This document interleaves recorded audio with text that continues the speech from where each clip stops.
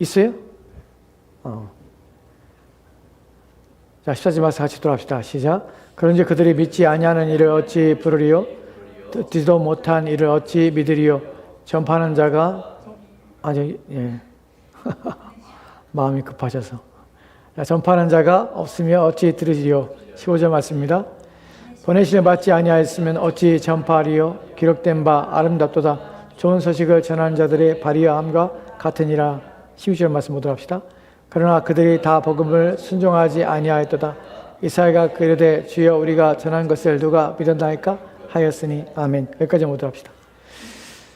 죄송합니다. 제가 거기 빼먹고 제가 안 집어넣어서 목사님이 지금 잠깐 혼란스러웠습니다. 오늘 이제 14절부터 내용을 좀 살펴보도록 합시다. 14절 말씀 보도록 할까요? 그런지 그들이 믿지 아니하였으면 이를 어찌 부르리요? 듣지도 못한 일을 어찌 믿으리요? 전파하는 자가 없으면 어찌 들으리요? 전파하는 자가 없이 어찌 들으리요? 이 말씀을 왜 하는지 좀 이해해야 될 것 같아요. 이 말씀을 주신 목적은 지금 바울이 9장부터 시작해서 10장에 지금 이르기까지 지금 말하고 있는 다루고 있는 중요한 주제에 대한 내용을 설명하기 위해서 그렇습니다. 바울은 지금 9장부터 어떤 주제를 가지고 있냐면 자기 마음에 큰 근심이 있습니다. 마음에 눌림이 있습니다. 무엇 때문에 그렇습니까? 자기의 혈육인 유대인들 때문에 그렇습니다. 유대인들이 교회 바깥에 있고 복음 안에 들어오지 않고 있습니다. 여전히 거역한 가운데 있고 하나님께 버림받처럼 된 상태에 놓여 있습니다. 이 문제가 어떤 이해 속에서 이 문제에 대해서 바울은 9장 전체를 통해서 왜 그런 일이 발생했는지라는 부분을 설명합니다. 바울은 지금 로마 전체 속에서 무엇을 말하고 있냐 중요한 핵심적인 주제가 뭐냐면 복음은 모든 자들에게 구원을 주시는 하나님의 능력이라는 사실을 증명하려고 합니다. 그래서 여기에는 이방인이나 유대인이나 동일하게 한 믿음을 말미암아 의롭게 되는 의가 나타납니다. 이것을 바울은 로마서 1장 16절 말씀을 통해서 이미 전제를 깔고 시작하는 것이에요. 큰 주제와 흐름을 놓지 말아야 합니다. 로마서의 전체적인 큰 주제 속에서 바울이 말하고 있는 내용 속에서 핵심이 바로 복음 말미암아서 의롭게 되는 방식이 우리 가운데 나타났다는 것이에요. 유대인이나 헬라인이나 차별이 없이 모두가 다 믿음 말미암아 구원을 받는 방식입니다. 이것을 설명하기 위해서 2장, 3장, 4장, 5장, 6장에서 유대인 또한 하나님의 진노와 심판 가운데 놓여뿐만 아니라 그래서 그들이 회개하지 아니하고 복음을 믿지 아니하면 그들 또한 구원받지 못합니다. 이 믿음 말미암아 구원 얻는 방식이 무엇인지에 대해 의로움에 대해서 하나님의 한 의가 나타났고 그 의가 어떻게 증명됐으며 4장과 5장에서 그 얘기를 쭉 합니다. 6장, 7장, 8장에서 믿음 말미암는 의에 대해서 설명한 동시에 우리가 중생한 자들이 어떤 의롭게 되는 방식에 대해서 끊임없이 설명합니다. 교리적인 부분을 8장까지 내용들을 다 마무리한 후에 이제 9장에서 바울은 이제 또 다른 설명들이 필요한데 그것이 무엇이냐면 유대인의 관계의 문제예요. 유대인들이 왜 교회 바깥에 있는가 하는 부분입니다. 왜 유대인들이 하나님이 구원의 방식을 이뤘다면 그것이 하나님부터 온 것이라면 다른 종교가 아니라 유대인들이 믿는 하나님이 구원의 방식에 그런 방식을 내셨다면 왜 유대인들은 여전히 교회 바깥에 있을 수밖에 없는가 하는 부분이에요. 왜냐하면 그들에게 무엇이었습니까? 이미 구약이 그들의 것이었어요. 선조 또한 그들의 것이었고 약속들이 그들의 것이었고 언약들이 그들의 것이었습니다. 심지어는 율법을 맡은 자들이었습니다. 그런데 어떻게 구원이 유대인을 떠나서 이방인에게 다른 사람에게 갈 수 있는가? 왜 중심인 유대인들이 왜 구원에서 멀어졌는가 하는 부분을 설명해야 됩니다. 그래야 유대인들 또한 우리가 여기서 미끄러졌구나. 우리가 여기서 떨어져 나왔구나 하는 부분을 이해할 수 있기 때문에 그것을 설명하는 방식이 9장과 10장에서 설명하는 것이에요. 9장에서는 이 전체적인 진리에 대해서 끊임없이 설명하며 10장에서는 그것의 실제적인 내용들을 지금 말하고 있는 것이에요. 그 중에 오늘 우리가 읽은 내용을 지금 말하고 있는 것입니다. 여기서 바울이 유대인들이 왜 구원에서 왜 떨어졌는가 하는 부분에서 두 가지 중요한 부분을 바울이 말하고 있습니다. 첫 번째는 무엇이냐면 유대인들은 잘못된 의롭게 되는 방식을 여전히 고수하기 때문에 그렇다는 것이에요. 이 부분에 대하여 로마서 9장의 31절과 32절 말씀이 이렇게 기록되었습니다. 같이 돌아봅시다. 같이 읽겠습니다. 시작. 의의 법을 따라간 이스라엘은 율법에 이르지 못하였으니 어찌 그러하냐. 이는 그들이 믿음을 의지하지 않고 행위를 의지함이라 부딪힐 돌에 부딪혔느니라. 아멘. 우리는 여기서 유대인들의 실수와 유대인들의 문제가 무엇인지를 명확하게 바울이 말하고 있는 내용을 보게 됩니다.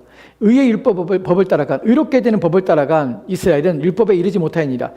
율법을 말미암아 의롭게 되는 방식을 여전히 고수하고 있지만 율법을 말미암아 의롭게 되는 일은 없습니다. 왜냐하면 모두가 다 죄를 범하였음에 하나님의 영광에 이르지 못하는 것이에요.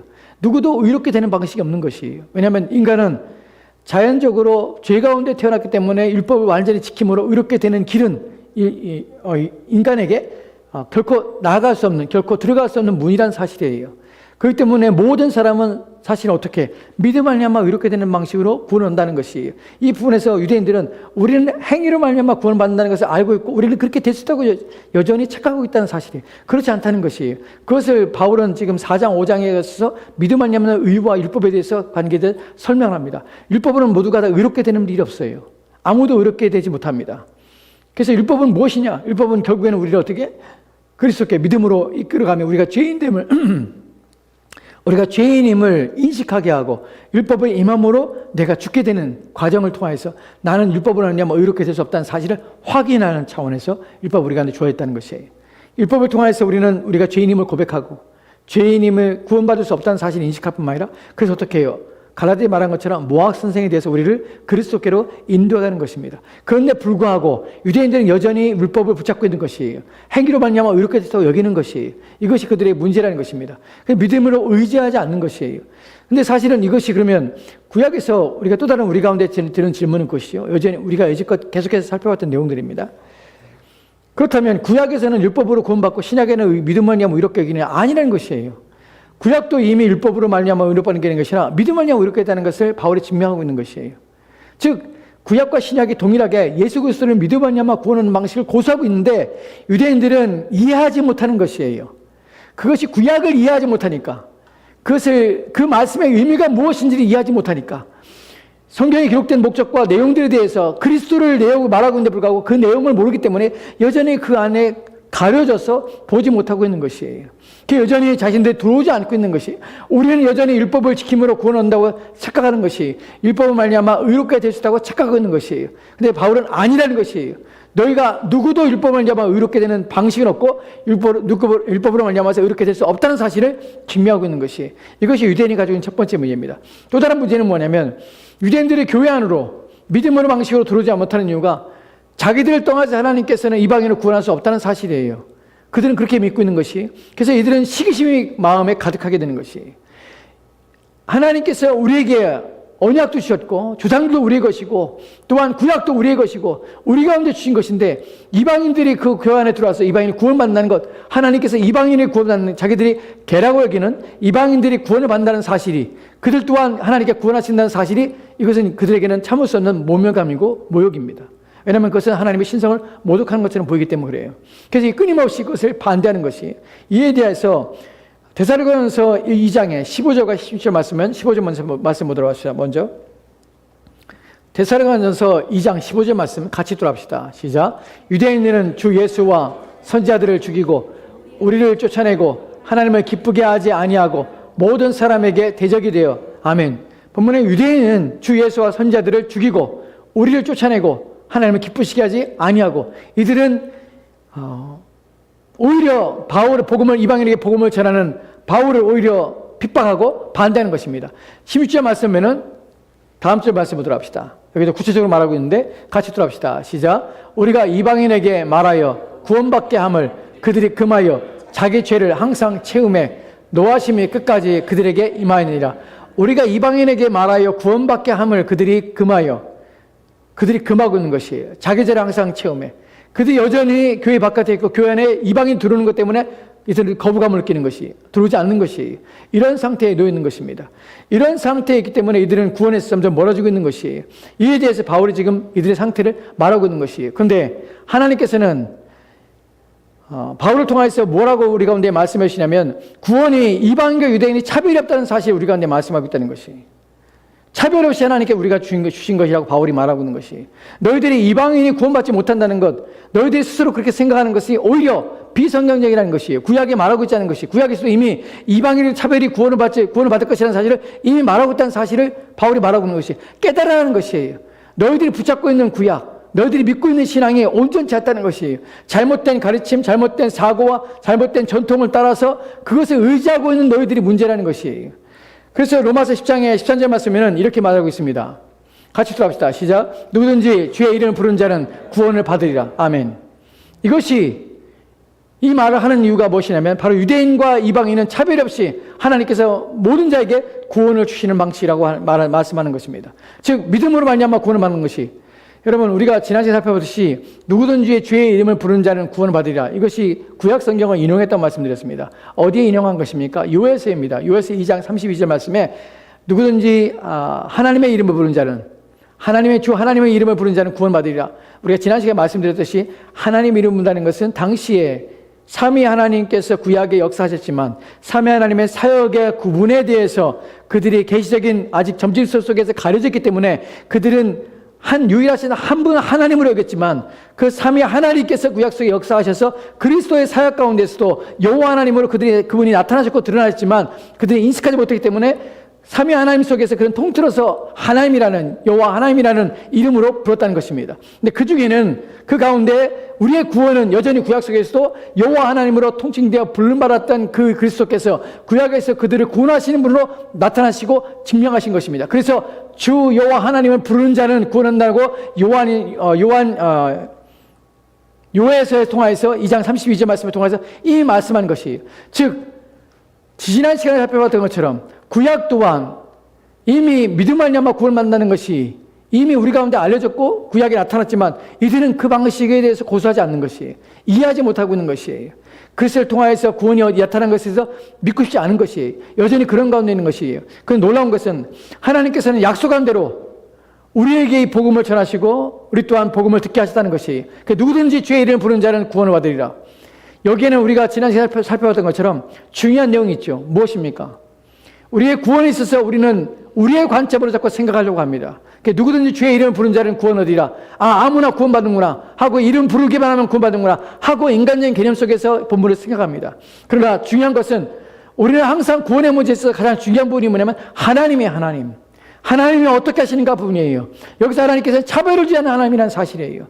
얼마나 놀라운 일인지 모릅니다. 하나님께서는 유대인뿐만 아니라 이방인에게도 구원의 소식을 전하였으며 우리 또한 구원했다는 사실이에요. 우리를 버려두지 아니하시고 우리는 아브라함을 혈통으로 아브라함의 후손이 아닙니다. 그런데 불구하고 하나님께서는 우리를 기억하시고 우리를 믿음을 통해서 믿음의 조상인 아브라함의 후손을 삼으시고 우리를 하나님의 나라의 기업으로 삼으셨다는 사실이에요. 이것이 우리 가운데는 복된 것이에요. 왜냐하면 그분은 차별이 없는 하나님이라는 사실이에요. 본문이 말하는 것이 그것이에요. 차별이 없습니다. 주의 이름을 받는 자는 누구든지 구원 얻습니다. 또한 두 번째는 무엇입니까? 하나님께서 어떤 하나님이십니까? 누구든지 구원할 수 있는 큰 능력을 가지신 분이라는 사실이에요. 그분의 구원의 능력은 팔이 짧아서 구원하지 못하는 자가 없는 것입니다. 그분의 능력이 부족해서 구원하지 못하는 자가 없는 것이 아닙니다. 누구든지 주의 이름을 부르는 자는 하나님께서는 구원하실 것이라는 사실을 말씀하고 있는 것입니다. 여기서 우리는 하나님의 구원에 놀라운 것들, 그의 능력, 힘을 통해서 나의 구원이 얼마나 안전한가, 나의 구원이 얼마나 놀라운 것인가 하는 부분에 대한 인식들을 가지게 되는 것이에요. 그 다음으로 오늘 살펴볼 내용은 이 말씀 속에서 이제 이어서 누구든지 주의 이름을 부르는 자는 구원 얻으리라 라는 말씀과 더불어 14절 말씀에 그런즉 이라는 말로 시작하는 것이에요. 14절 말씀 어떻게 할까요? 그런즉 그들이 믿지 아니하는 일을 어찌 부르리요, 듣지도 못한 일을 어찌 믿으리요, 전파하는 자가 없으면 어찌 들으리요. 무슨 말을 하려고 하는 것입니까? 누구든지 주의 이름 부르는 자는 구원 얻으리라. 나는 말고 그런즉 그러므로 이제 구원의 방식을 내오고 하는 것이에요. 그들이 믿지 아니하였으니 어찌 부르시오, 듣지도 못한 일을 어찌 믿으리요, 전파하는 자가 없으면 어찌 들으리요. 이제 무엇을 말하는 것입니까? 믿음에 대해서 믿지 않는 자를 어찌 부르리요. 부른다는 것은 무엇을 말합니까? 누구든지 주의 이름을 부르는 자는 구원 얻으리라. 부른다는 것은 어떻게 부르는 것입니까? 부른다는 것은 무엇을 합니까? 믿었기 때문에 부른다는 것이에요. 믿었기 때문에 부른다는 것은 무엇입니까? 들었기 때문에 부르는 것이에요. 믿는 것이에요. 그럼 들었기 때문에 믿는다는 것은 누군가 전파하기 때문에 들었다는 것이에요. 이 믿음의 과정들에 대해서, 하나님이 정하신 방법에 대해서, 구원의 방식에 대해서 설명하는 것입니다. 누구든지 주의 이름을 받으면 부르는 자는 구원 얻으리라. 그러면 이 부르는 자는 어떻게 부르게 되는가? 부른다는 것은 단순히 부르는 것이 아니야. 믿었기 때문에 부르는 것이야. 그럼 믿는 자는 어떻게 믿었는데? 믿는 자는 들었기 때문에 믿는 것이야. 그럼 듣는 자는 어떻게 들었는데? 전파하는 자가 있기 때문에 들은 것이야. 나는 것입니다. 이 차원에서 구원의 방식이 어떤 것인지, 어떻게 우리가 구원을 받는지 거기에 대한 설명을 지금 하고 있는 것이에요. 여기에 대해서 좀 더 생각해 보도록 합시다. 이 16절 말씀을 다음 절에, 그 다음 절 16절 말씀 보도록 할까요? 같이 보도록 합시다. 같이 읽겠습니다. 시작. 그러나 그들이 다 복음을 순종하지 아니하였도다. 이사야가 이르되 주여 우리가 전한 것을 누가 믿었나이까 하였으니. 아멘. 본문에 말하는 것은 우리 아까 살펴봤던 생각해 봅시다. 믿었다는 것은 부르는 것입니다. 믿었기 때문에 부르는 것이에요. 그 믿은 것은 어떻게 믿습니까? 들었기 때문에 믿은 것이에요. 그 들었기 때문에 믿는다는 것은 들으면 무엇입니까? 누군가 전파하는 것이에요. 그 모든 자들이 다 주의 이름을 부릅니까? 모든 자들이 다 믿는 것입니까? 듣는 모든 자들이 전파할 때 들었던 모든 자들은 믿고 믿는 모든 자들은 부르게 되니까 주님을 부릅니까? 주의 이름을 부릅니까? 아니요, 그렇지 않아요. 여기서 심시의 말씀에 뭐라고 합니까? 그러나 그들이 다 복음을 순종하지 아니하도다. 무슨 말입니까? 복음을 전파한다고 해서 다 순종하는 것이 아니란 사실이에요. 이사야를 통하여서 뭐라 말합니까? 주여 우리가 전한 것을 누가 믿었나이까? 다 믿는 것이 아니에요. 여기서 우리는 뭐를 합니까? 이런 부분들이 우리 가운데 교리를 우리 가운데 가르쳐 주는 것입니다. 어떤 교리를 가르쳐 줍니까? 하나님께서는 전파를 통하여서 복음이 전파되게 하십니다. 전파됨을 통해 사람들이 듣게 하시는 것이죠. 듣게 하심으로 사람들에게 알게 하고 그 안 사실을 믿게 합니다. 믿는 사람들이 어떻게 합니까?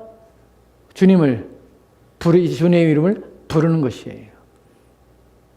이런 믿음의 과정들, 일련의 과정들은 하나님께서 어떤 일이 있을 때 어떠한 방식으로 되어집니까? 모든 듣는 사람들이 모두가 다 믿음을 갖게 되고 모든 사람이 주의 이름을 부릅니까? 아니요, 그렇지 않아요. 본문에 본 것처럼 그들이 다 복음을 순종하지 않았다. 왜 유대인들이 지금 교회 바깥에 있습니까? 왜 들어오지 않습니까?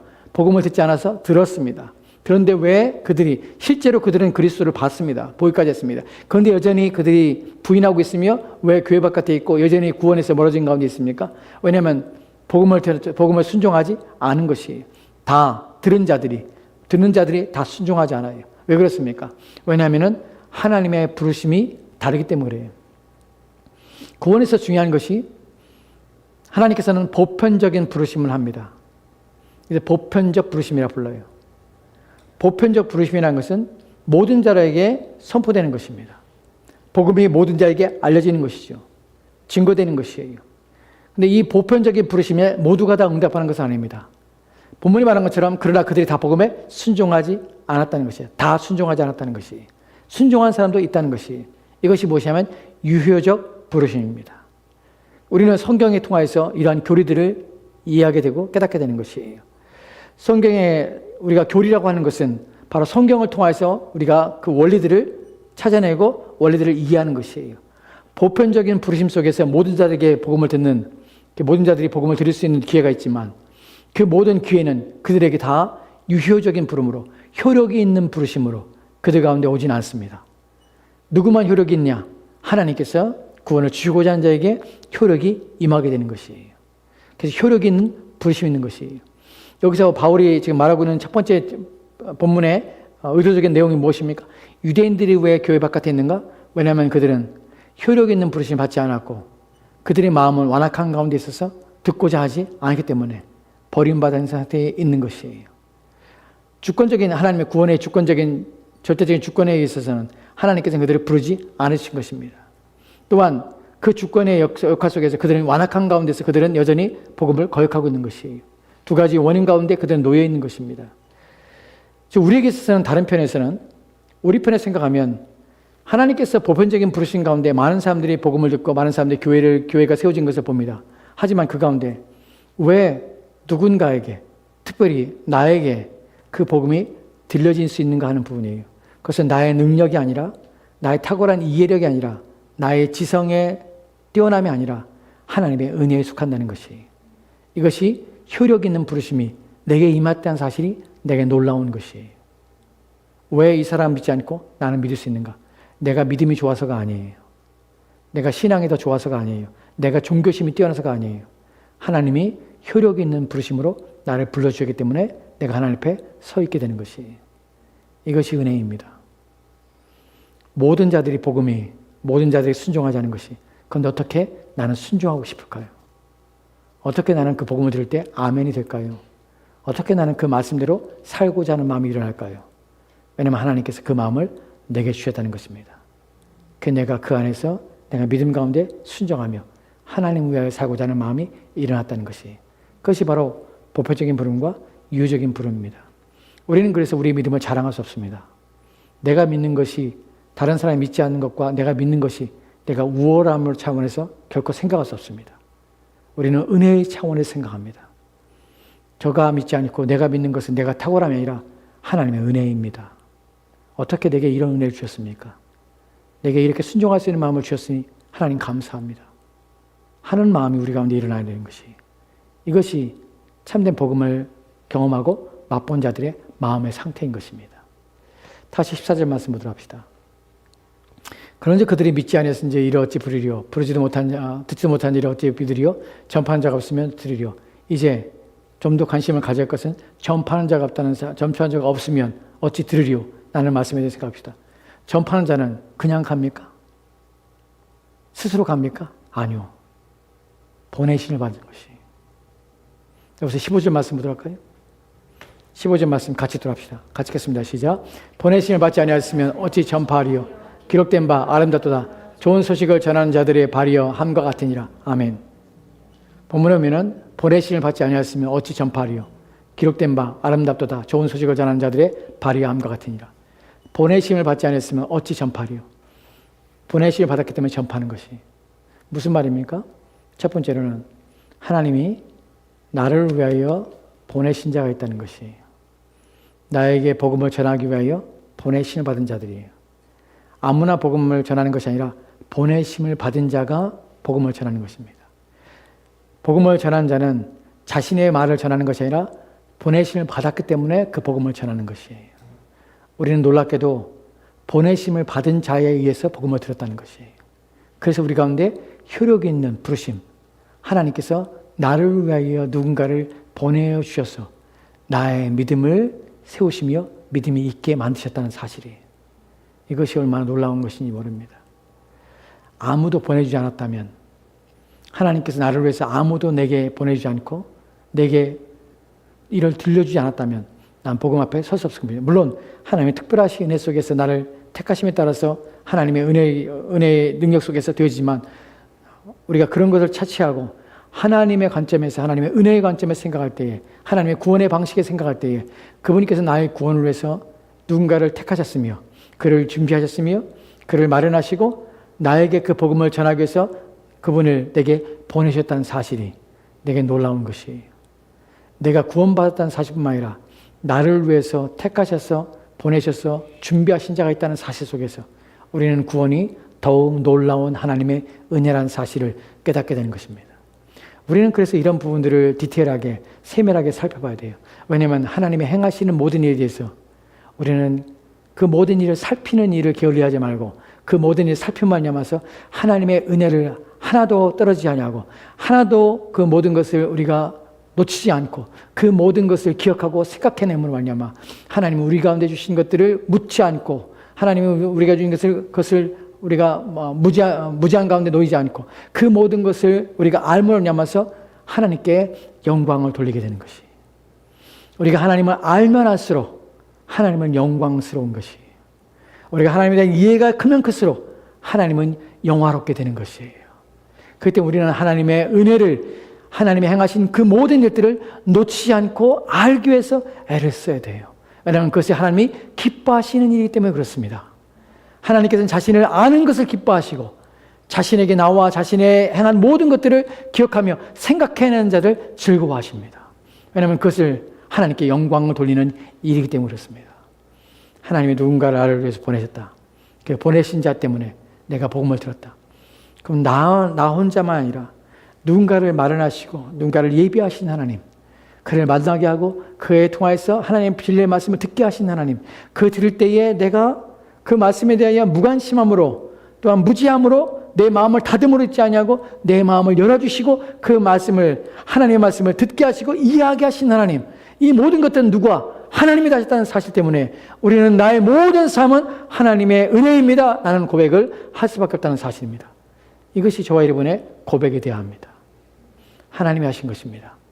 사실 이 본문은 어디에 있냐면 구약에 있는 내용, 이사야를 통해서 우리가 이사야를 통해서 우리가 다 모두가 다 복음을 받는 자들이 순종하지 않았다는 말을 들었습니다. 이 본문은 어디에 있냐면 나훔서에 있어요. 나훔서 1장 15절 말씀에 이렇게 되어 있습니다. 같이 돌아봅시다. 같이 했습니다. 시작. 볼지어다 아름다운 소식을 알리고 화평을 전한 자의 발이 산 위에 있도다. 유다야 내 절기를 지키고 내 서원을 갚을지어다. 악인이 진멸되었으니 그가 다시는 내 가운데로 통행하지 아니하리라 하시나니. 아멘. 볼지어다 아름다운 소식을 알리고 화평을 전하는 자의 발이 산 위에 있도다.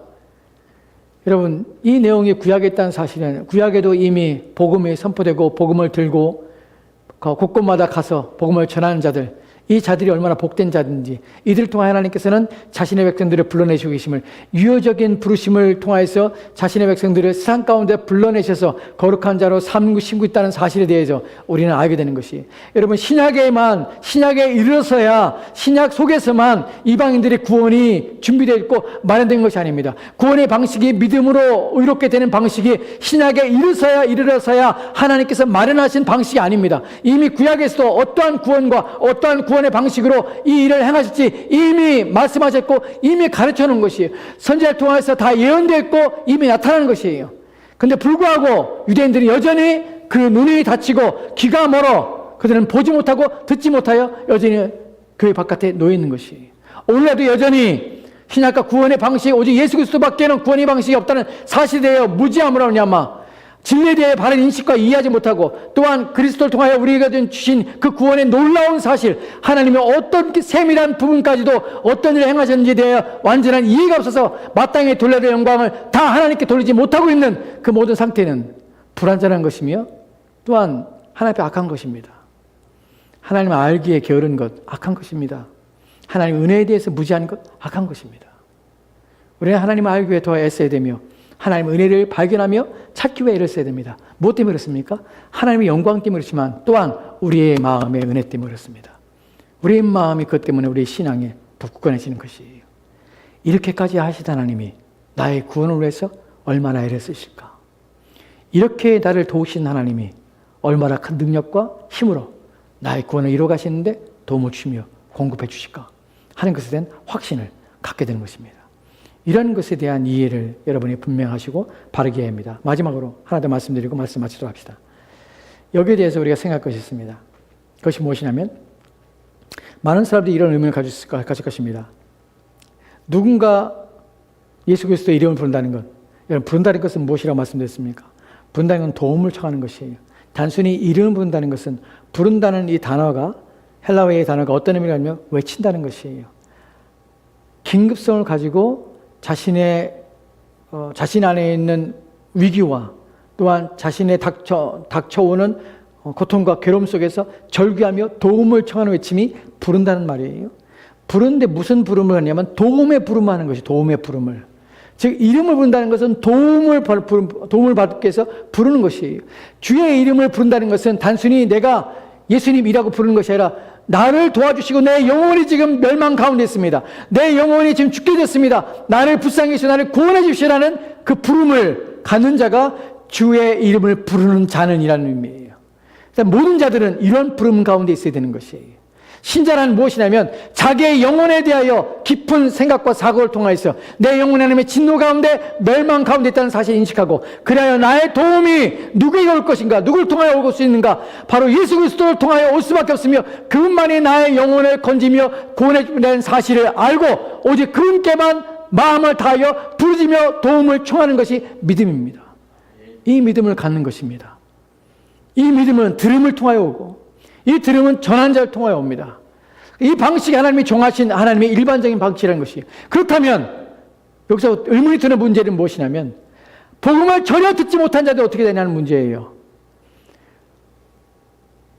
지역적인 상황에서 또한 나라의 상황에서 그들의 환경과 상황 때문에 그들이 처한 처지 때문에 복음을 전혀 들을 수 없는 상황에서 평생 그렇게 사는 자들은 복음을 듣지 못하기 때문에 구원이 없는가 하는 부분이에요. 그래서 어려운 부분 중에 하나입니다.